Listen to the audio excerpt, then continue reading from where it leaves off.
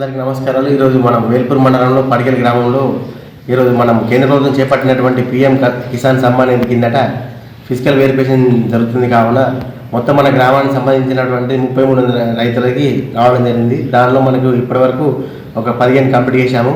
మిగతా 18 మంది కూడా ఇప్పుడు మేము ఈరోజు వరకు మొత్తం పూర్తిగా కంప్లీట్ చేస్తాము. మిగిలిన వారు రైతు సోదరులు రాని వాళ్ళు ఉంటే వాళ్ళు తదుపరి మనం మండల కార్యాలయానికి వచ్చి చేయించుకోగలరు. ధన్యవాదాలు.